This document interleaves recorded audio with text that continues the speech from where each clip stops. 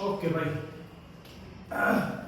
ये समझो कि लास्ट टॉपिक है, ठीक है, इस चैप्टर का डीएनए फिंगरप्रिंटिंग।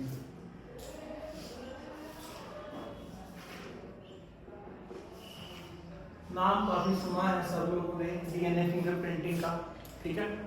तो जो डीएनए फिंगरप्रिंटिंग है उसको हम इस प्रकार से एक्सप्लेन कर सकते हैं कि भाई ये क्या है, chemical analysis of genetic makeup of a person. ये एक टेक्निक है जिससे हम क्या करते हैं, जेनेटिक मेकअप जो है किसी भी इंसान का उसको स्टडी करते हैं, ठीक है ना। तो डीएनए फिंगरप्रिंटिंग क्या है, एक ऐसी टेक्निक है जिससे जेनेटिक मेकअप है जो भी किसी भी इंसान का उसको हम आइडेंटिफाई करते हैं, ठीक है भाई, उसका पता लगाते हैं। इसके बारे में हम देखते हैं कि भाई एक साइंटिस्ट थे एलेक्स जेफरी।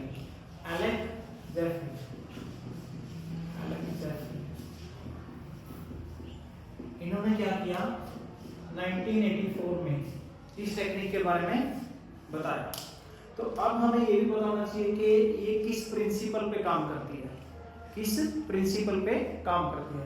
उससे पहले हमें एक और चीज का पता होना चाहिए कि कोई भी डीएनए है, कोई भी जो डीएनए है, मान लो कि ये हमारा इस प्रकार से डीएनए है, ठीक है, ये हमारा डीएनए का स्ट्रैंड है इस प्रकार से। तो इस डीएनए के अंदर जितने भी ह्यूमन बीइंग्स हैं, ठीक है ना, उनमें 99.9% जो डीएनए है वो क्या है, सेम है, वो क्या है, सेम है। और यहाँ पर 0.1% जो डीएनए है that is different from person to person.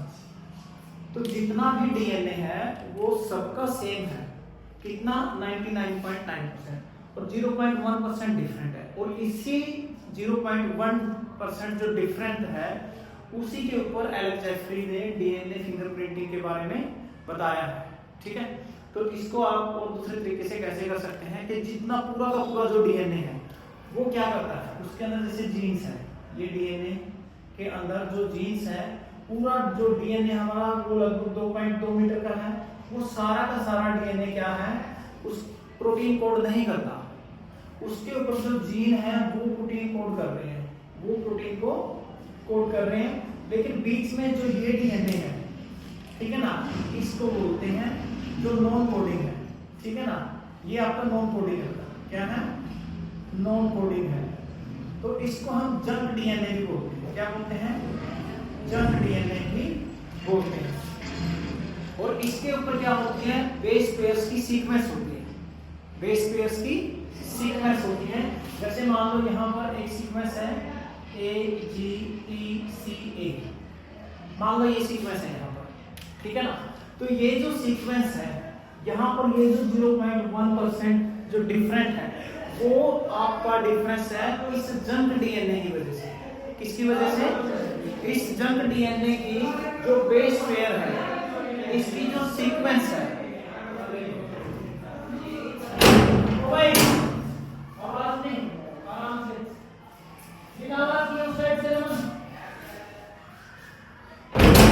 तो जो आपका जंक डीएनए है, ठीक है ना, उसमें जो बेस सीक्वेंस है वो अलग अलग हो सकती है, ठीक है। तो ये जो स्मॉल पोर्शन है आपका, जो छोटा पार्ट है, इसको हमने सैटेलाइट का नाम दिया है। क्या नाम दिया है, सैटेलाइट डीएनए नाम दिया है, सैटेलाइट। और इसको जब हम डेंसिटी ग्रेडियंट के ऊपर सेंट्रीफ्यूज करते हैं, जब इसको हम क्या करते हैं, डेंसिटी ग्रेडियंट और सेंट्रीफ्यूज करते हैं, तो हम यहाँ जो ऑब्जर्वेशन करते हैं उस ऑब्जर्वेशन में हमारे पास इस प्रकार से दो पीक आती हैं। जो लार्जर पीक है, जो लार्जर पीक है, इसको हम बोलते हैं बल्क डीएनए। क्या बोलते हैं, बल्क डीएनए। और जो आपकी स्मॉलर पीक आती है, ठीक है ना, इसके अंदर क्या है, सैटेलाइट डीएनए है, इसके अंदर सैटेलाइट डीएनए है। अब हम देखते हैं ये जो सैटेलाइट होता है, ये जो क्रोमोसोम्स होते हैं, ठीक है ना, उसके टर्मिनल एंड पर होता है। जो सैटेलाइट होता है वो टर्मिनल एंड पर होता है। और ये जो सैटेलाइट डीएनए है ये दो प्रकार का होता है। कितने प्रकार का होता है? दो प्रकार का। जो सैटेलाइट डीएनए है इसमें हम देखते हैं एक तो माइक्रो डीएनए होता है, माइक्रो सैटेलाइट बोल सकते हो आप इसको, और एक होता है mini satellite, mini satellite, micro और मिनी सैटेलाइट।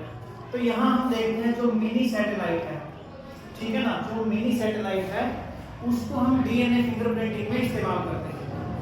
मिनी सैटेलाइट को डीएनए फिंगरप्रिंटिंग में इस्तेमाल करते हैं। इसके अंदर ग्वानिन और साइटोसिन, ग्वानिन और साइटोसिन के बेस पेयरिंग होती है। इसके अंदर एडेनिन और थाइमिन। यहाँ पर जो बेस पेयर होते हैं, यहाँ पर जो बेस पेयर होंगे वो होंगे आपके 500 से लेके और 30,000 तक रिपीट होंगे, रिपीट सीक्वेंस होगी। यहाँ रिपीट सीक्वेंस कितनी होगी? यहाँ आपकी रिपीट सीक्वेंस होती है 10,000 से लेके 1 लाख तक। और बेस पेयर कितने रिपीट होंगे? यहाँ होते हैं 2 to 6 बेस पेयर, और यहाँ होते हैं आपके लगभग 10 to 1000, ठीक है, 10 to 1000 बेस पेयर। इसका मतलब क्या है?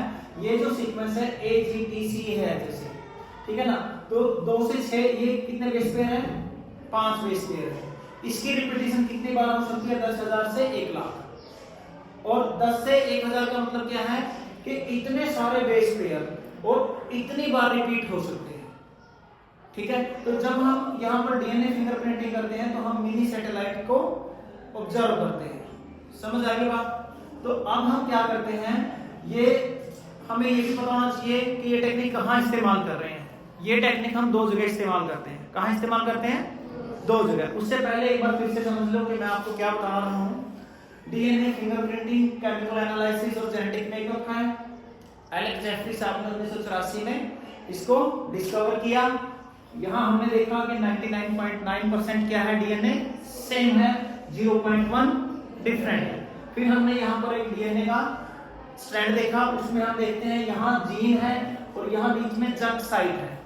यहाँ पर ये जो आपके बेस पेयर की सीक्वेंस है, अगर मान लो एक आदमी के अंदर क्या है, ये AGTCA है, हो सकता है दूसरे में म्यूटेशन हो जाए और ये बेस सीक्वेंस चेंज हो जाए, या हो सकता है कि एक के अंदर मान लो ये बेस सीक्वेंस कितनी है?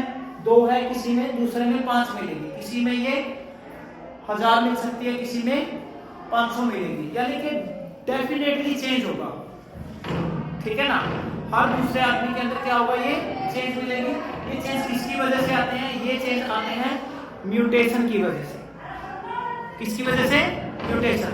म्यूटेशन यहाँ जंक डीएनए में होती है, इसलिए फिनोटाइप पर ज्यादा असर नहीं पड़ता है। समझ आई बात? अब ये जो चीज है इसका एक अलग से नाम दिया गया है। इसका नाम दिया गया है, जो पेपर में भी आता है, VNTR। VNTR की फुल फॉर्म पूछी जाएगी आपसे। VNTR का मतलब है वेरिएबल नंबर टेंडम रिपीट। हमें अब जो प्रिंसिपल है डीएनए फिंगरप्रिंटिंग का, वो VNTR पर ही बेस्ड है। डीएनए फिंगरप्रिंटिंग में हम क्या ऑब्जर्व करते हैं? द सीक्वेंस ऑफ डीएनए या द सीक्वेंस ऑफ VNTR, इसको हम स्टडी करते हैं और उसके बेस पे हम बात करते हैं कि भाई जो भी हम केस स्टडी करते हैं, ठीक है। अब जो डीएनए फिंगरप्रिंटिंग है वो कहाँ इस्तेमाल हो रही है? वो हमारी इस्तेमाल हो रही है, पहली जगह क्या है कि हमें क्या करना है, कोई भी क्रिमिनल केस है, ठीक है ना, क्रिमिनल केस की स्टडी करनी है। Criminal case study, criminal case की स्टडी कैसे करनी है? जैसे आपने CID नाटक देखा होगा, उसमें क्या होता है, 2 लोग आपस में लड़ते हैं, किसी का खून कर देते हैं।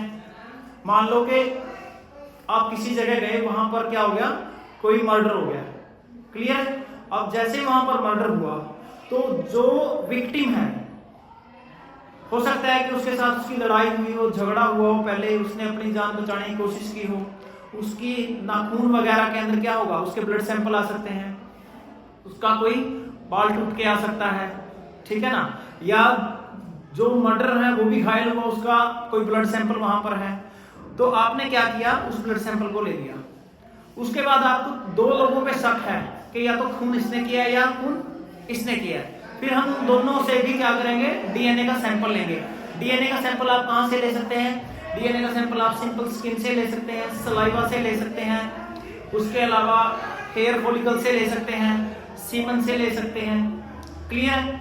तो उसके बाद फिर डीएनए फिंगरप्रिंटिंग में हम क्या करेंगे, पूरी प्रोसेस देखेंगे। अभी हम इसके बाद प्रोसेस कैसे होती है, ये डीएनटीआर सीक्वेंस उनकी जांच करेंगे। जिनके साथ सैंपल मैच करता है इसका मतलब वो क्या है, कातिल है, मर्डर है, एक चीज होगी। दूसरा केस क्या है, पैटर्नल रिलेशनशिप। पैटर्नल रिलेशनशिप, अब इसके अंदर क्या होता है, जैसे आपने बहुत फेमस केस सुना होगा कि जो एक फेमस पॉलिटिशियन थे इंडिया में, एनडी तिवारी, तो उन किसी लड़के ने उठ के उन पे केस कर दिया कि ये मेरा फादर है, समझ रहे हो, उन्होंने बोला कि ये मेरे फादर है, तो उसने बोला कि भाई नहीं, मैं तो तेरा फादर नहीं हूं।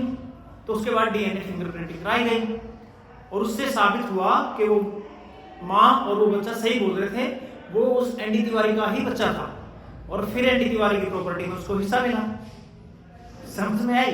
तो ऐसा होता है ना कि कोई आके ब्लेम कर दे कि ये मेरा बच्चा है या नहीं है, हॉस्पिटल में चेंज कर देते हैं बच्चे, डाउट हो जाए किसी को, तो उनका डीएनए फिंगरप्रिंट करवाओ, पता चल जाएगा ये इसका बच्चा है भी या नहीं है। तो ये दो चीजें हैं सबसे मेन जहां पर डीएनए फिंगरप्रिंटिंग का इस्तेमाल करते हैं। अब हम डीएनए फिंगरप्रिंटिंग का क्या करते हैं, प्रोसेस देखते हैं। ओके,